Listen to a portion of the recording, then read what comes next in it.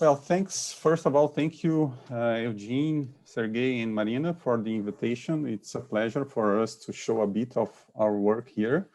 We're a small, we could say small company from Brazil. I'm in Florianopolis right now. Andres is with me. He's in Colombia, Bogota. And we are here to show you a bit of the behind the scenes from our work with mashups. So why should I start using mobile QlikSense mashups? This is the question. And there are a lot of clients coming to us to ask us to design and to develop mashups, especially for small devices. So this is a good topic to explore. Well, from our side, we create experience through mashups and extensions that native QlikSense applications are unable to deliver. So we don't, just for you to know, we are not a regular Qlik partner that extract and load the data. We are 100% focused on the visual layer. So all we do here is to pull the data that our clients have and design and develop things out of the box with their requirements in mind. So my name is Tьяго. I'm the CEO and head of information design, and Andres is with us. I will share the presentation with him. He's the head of international development. Well, just a small word on our clients. Of course, we started in Brazil. Now we have clients in the US, Canada, Italy, Croatia, Israel, and hopefully in Russia. We really hope that the next year will be really important for us in terms of expanding to another countries. So QlikSense is responsive. So why should I be concerned with mobile design anyway?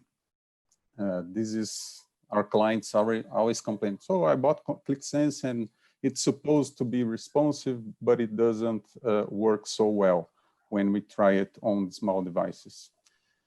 When you look at any individual chart on your cell phone, everything works and looks fine. If you see this chart, you can see on your small device, on your cell phone, you can read the data, you can scroll inside the object, everything seems fine. But if you try to experience the whole app, things start to get a bit boring. For example, maps, tables, and other objects could not fit well on a small device. So that's when problems starts to appear. Sometimes the interface got not so intuitive as well. For example, these arrows, there are too many arrows for the end user to decide what to do. They don't know if this arrow is changing the sheet or this one. It's not so intuitive, we could say. And you can also start to lose some valuable space. For example, if you have a sheet with some filters, those filters will waste a bit of your screen area on your cell phone. So yes, QlikSense is responsive, but it's not, of course, has some issues, and that's when why mashups came into stage. So fortunately, QlikSense comes with a number of client-side APIs that can be used for building mashups. Most of our clients used to use QlikView, and when they switch it to QlikSense, they complain about how hard was to customize the layout. But actually with QlikSense, we have the APIs that we can build wherever we want. So actually it's more powerful to work on customization with QlikSense than in QlikView. But of course it takes more time and effort. But be careful, knowing how to work the tech part is vital, yet you should start everything from the user experience before starting to code. Everything starts from the user perspective. That's why we always start creating mobile mashups with this first stage, which is the user research. We always start, that's the way we work here at Cluster. We always start any project, any mashup or extension project with the user research phase. We understand in detail the expectations that the mashup should bring.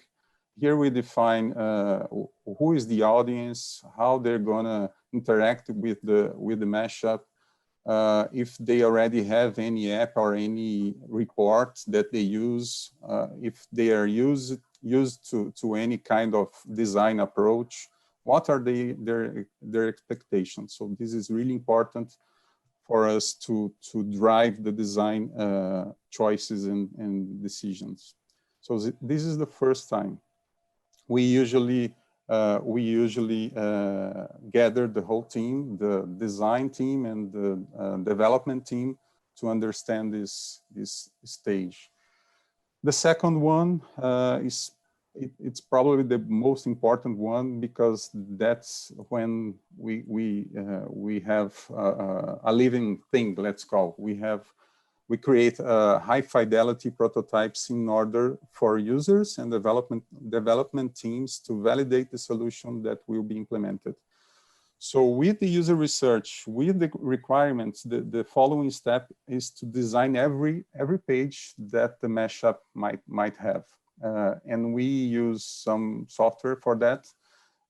We really need to design first before going to the development stage, which is the hard code, let's say hard code stage, where our front-end developers create the static web dev part of this layout, and of course connect Qlik data from the QVF or more than one QVF if it's the case.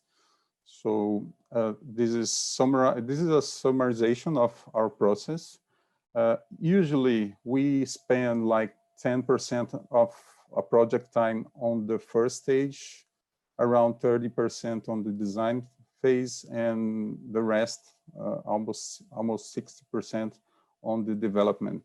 So you see that this first step, phases 1 and 2 are really important to drive the solution. And of course, the team that works with the design of the mashup has to be with the dev team to be sure that what is going to be developed is 100% the same as designed on the design phase.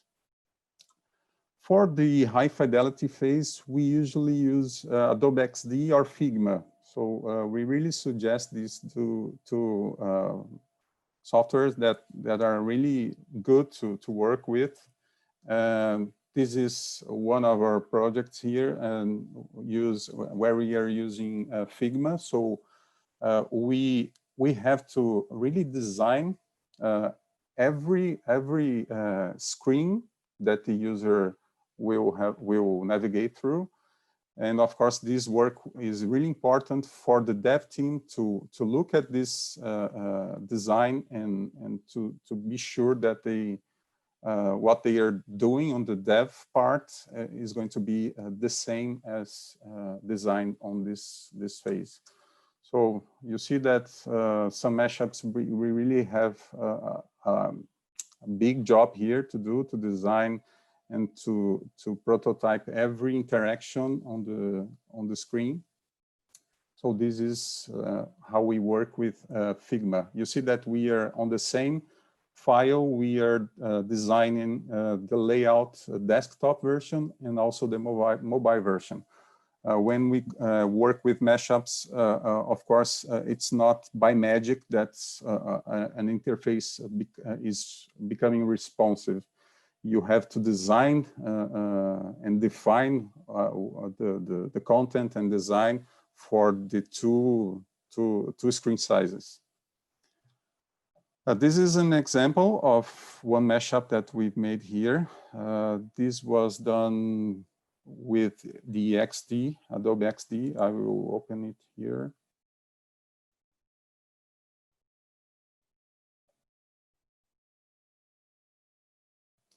So it's important, this phase, because this is the first time that the end user, that the client can see and interact with the mashup without our team having to code any line of code.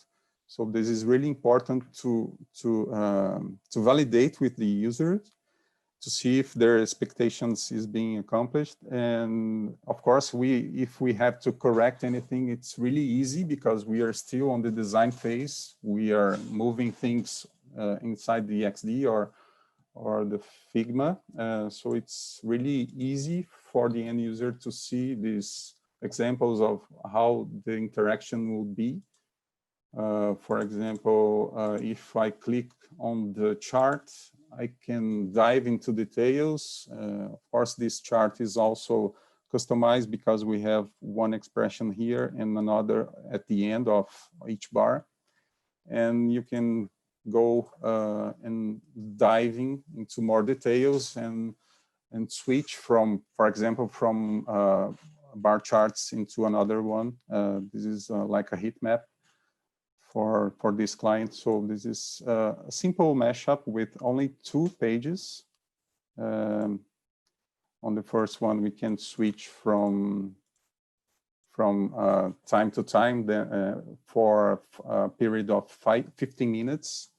And this is another object that we customized for this client. These are the filters, and here we can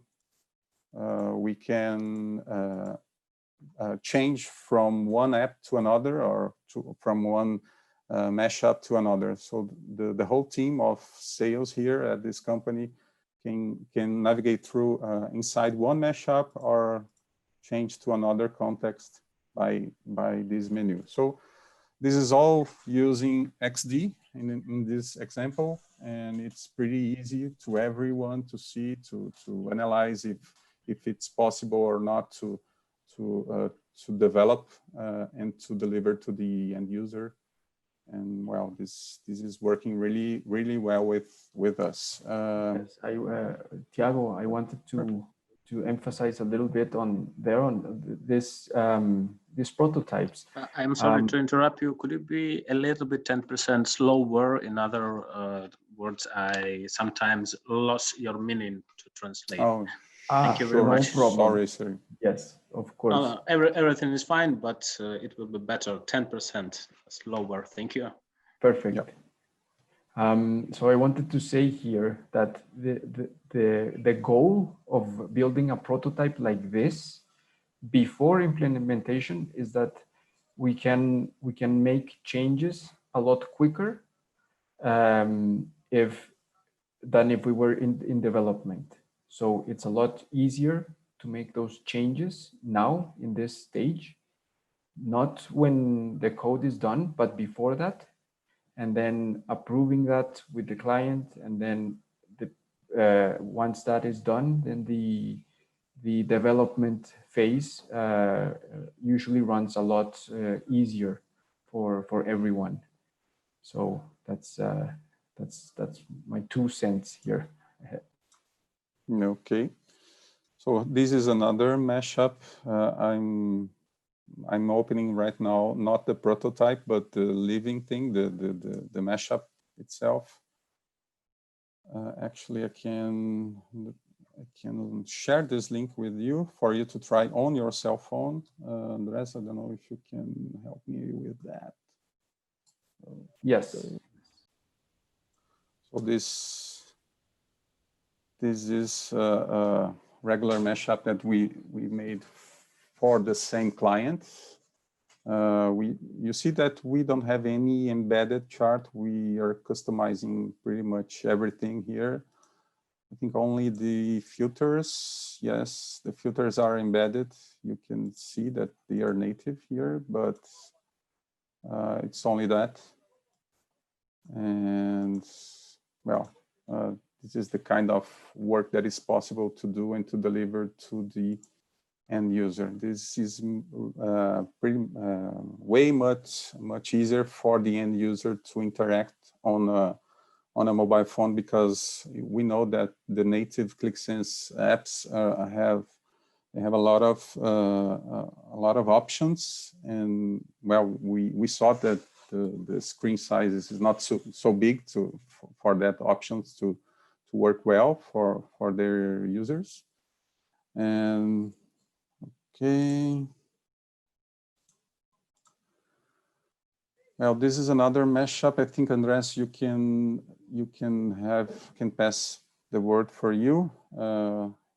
And this is the BMG, a bank here in Brazil that we customized. They were concerned about the possibilities of working of this customization with QlikSense, and that's when we came and helped them to work on a first mashup project, and after that we built another one. And since they now have a template, we actually built a template for them, and we are now working on replicate this template for them for their users. Of course, it's not for all users.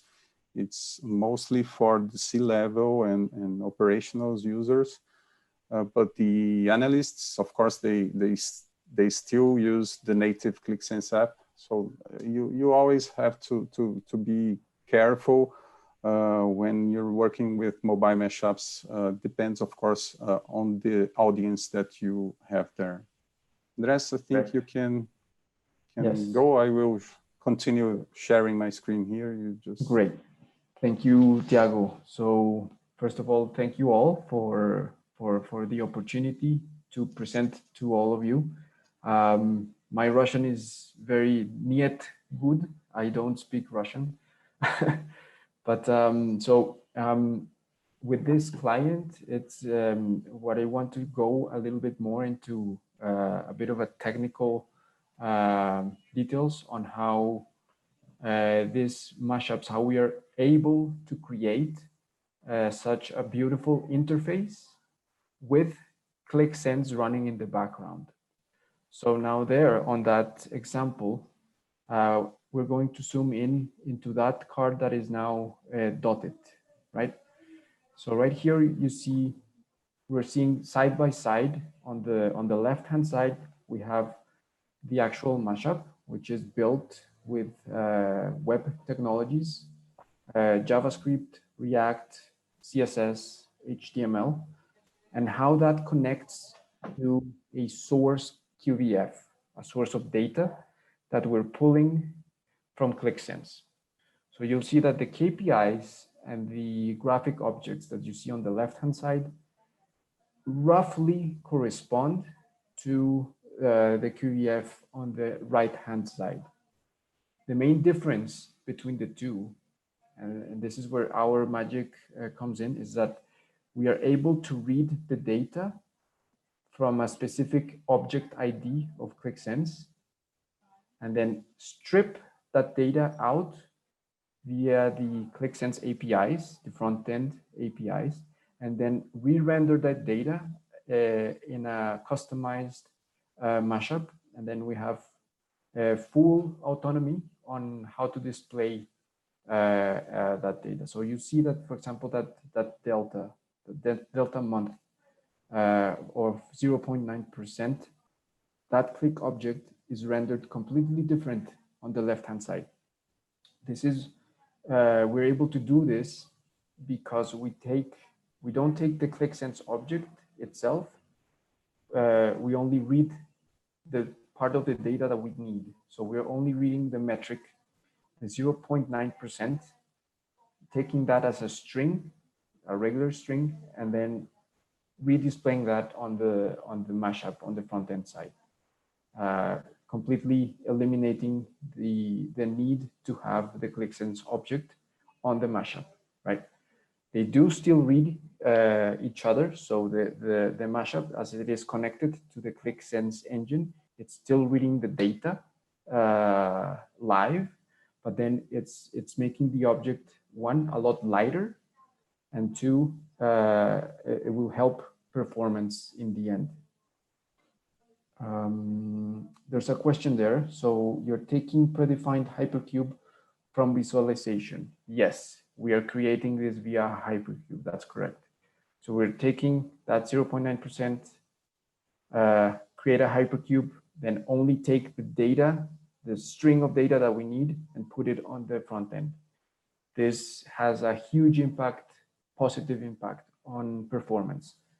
So in some cases, even the mashup loads faster than the native app. Next slide, Tьяго, please. So now a few points to keep in mind when we're designing or when you decide to design a mashup and implement a mashup. First of all, think on a mobile first approach. So first think of your mobile devices, how this is going to look on a cell phone instead of on a desktop. It's always easier to scale up rather than scale down. So if you have a mobile first approach, it's a lot easier then to render that content on a larger screen, right? Second point would be to always know your audience. So as Tьяго mentioned before, we always start with a user research or researching what the application should do and who is going to be using it. So without knowing that, it's very difficult then to have an end result that meets the expectation of the client. Then number three, try always to focus only on the essential information that you need on a specific on one screen. This is particularly important for mobile applications, because this approach, if you summarize data or summarize your information for a particular screen, from the design on, then on the development, your app or your mashup is going to load faster because it won't have clutter or extra information that the user actually doesn't need on the screen. Another thing to note is that as much as possible, avoid using more than one QBF, especially for mobile phones.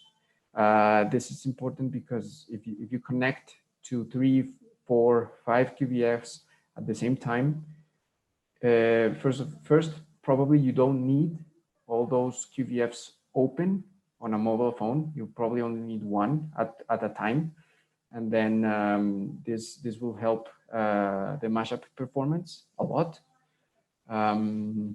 Number 5, it would be to build or try to consider building a summarized QBF from usually our clients. What they have is they have already a set QBF that they already have in production, right? This is a very large QBF that is heavy. And then building a separate application for the mobile phone, for the mobile mashup, is usually a good idea, because then it helps take out content that you won't need on a mobile phone. Again, thinking of performance. Then number 6, don't limit yourself only to bringing native Qlik Sense objects. So what I was explaining before, there's a way or many ways to renderize or to bring to the screen objects in different ways that are not Qlik Sense native. And then we can customize that via JavaScript. The sky is literally the limit to do this. Number 7 would be creative while using your QBF as a data source. What does this mean? It means when you're preparing your data, use variables inside the QBF to get content to display in one way or another, or make use of alternate states inside the QVF. This is a very powerful tool that allows you, for example, to filter or target filters towards a certain KPI or a certain graph and not apply to the entire screen. So that's also good to know. Number 8 would be don't mix things and concepts. So the front end should stay in the front end, the back end should stay in the back end. So in this context, in the context of mashups, let the mashup take care of the visual, and then let the QVF take care of the actual analysis through expressions and variables.